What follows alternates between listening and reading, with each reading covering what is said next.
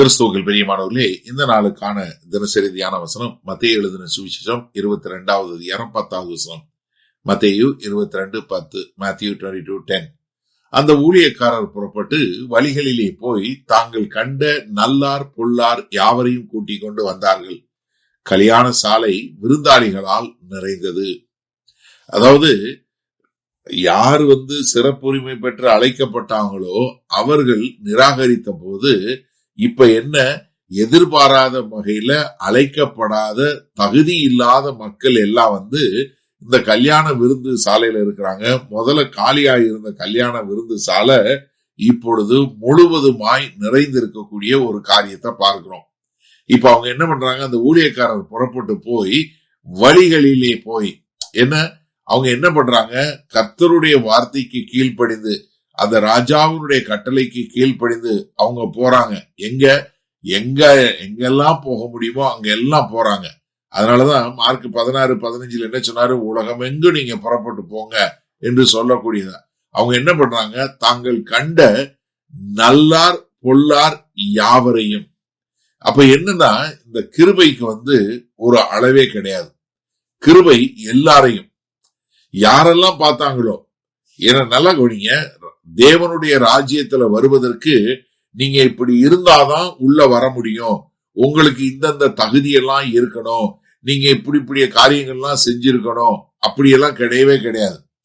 அதாவது உங்களுடைய பழைய வாழ்க்கை தேவனுடைய ராஜ்யத்துல வருவதற்கு ஒருத்தரையும் இது உனக்கு இந்த தகுதி இல்லைங்கிற கிடையாது. யோவான் 6வது அதிகாரம் 37வது வசனம், யாரெல்லாம் என்கிட்ட வந்தாங்களோ ஒருவரையும் நான் புறம்பே தள்ளுவது இல்லை.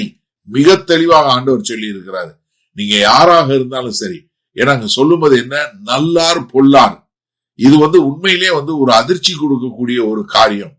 ஏன்னா இங்க ராஜாவினுடைய கல்யாண விருந்து கூடும்போது அவங்க நொறுங்கி போனவங்களா இருக்கலாம், பாவமான மனுஷர்களா இருக்கலாம், அவங்க ஒரு பொல்லாத காரியங்கள் செய்யறவங்களா இருக்கலாம், இல்ல அவங்க மரியாதைக்குரியவங்களா இருக்கலாம், அவங்க மத கர்த்தரை பின்பற்றவங்களா இருக்கலாம், இல்லாதவங்களா இருக்கலாம்.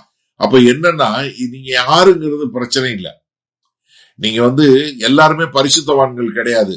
அவங்க பாவிகளா இருக்கலாம், இல்ல தேடுறவங்களா இருக்கலாம், இல்ல இன்னும் கஷ்டப்படுறவங்களா இருக்கலாம். இது எதை காட்டுதுன்னா, இதுதான் சபைங்க. சபை அப்படிதான், எல்லாருமே ஒரு இதா இருக்கிறது இல்ல.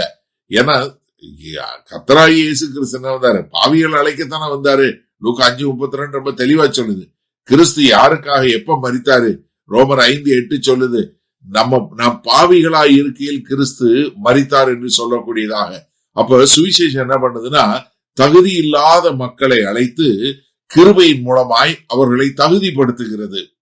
என்ன கொண்டு என்னவா, கல்யாண சாலை விருந்தாளிகளால் நிறைந்தது. இப்ப எல்லாம் நிறைஞ்சிச்சு. ஏன்னா குமாரனாகிய கிறிஸ்து கனப்படுத்தப்பட்டார். எல்லாமே நிறைவேறக்கூடிய ஒரு காரியத்தை நம்ம இங்க பார்க்கக்கூடியது.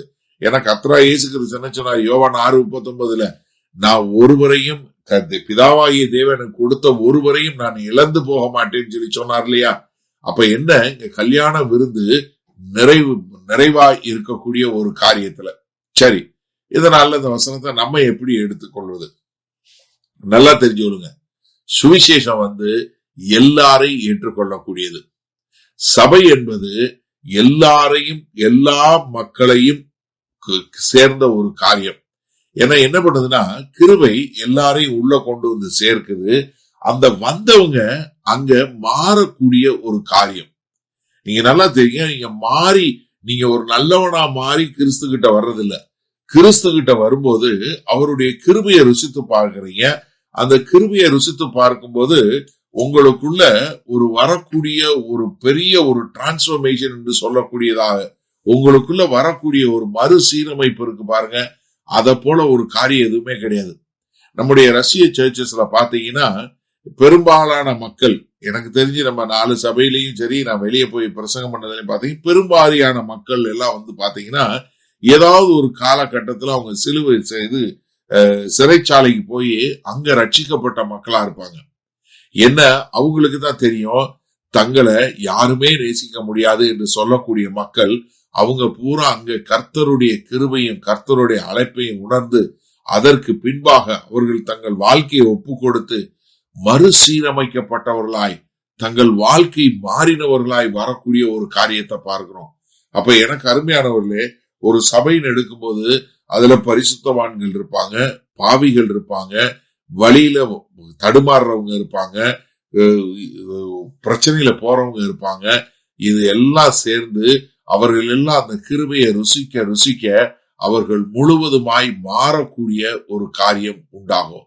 அப்ப எனக்கு அருமையானவர்களே, சுவிசேஷம் தகுதி இல்லாதவர்களை ஒன்று சேர்க்கிறது. கிருபை என்ன பார்க்குது? அவர்களை தகுதிப்படுத்துகிறது. வல்லபிதாவே, இது தகுதி இல்லாத மக்களாய் சுவிசேஷத்தின் மூலமாய் உள்ள வருகிற எங்களை உம்முடைய கிருபையினால நீங்கள் தகுதியுள்ளவர்களாய் மாற்றி எங்களை காண்பவர்கள் உண்மை காணக்கூடிய ஒரு வாழ்க்கை வாழ எங்களை அர்ப்பணிக்கிறோம். மீட்பரும் ரட்சகருமாகிய இயேசு கிறிஸ்துவின் மூலம் பிதாவே, ஆமேன். கர்த்தர் உங்களை ஆசீர்வதிப்பாராக. நாம் இன்று மாலை மன்னால சந்திப்போம்.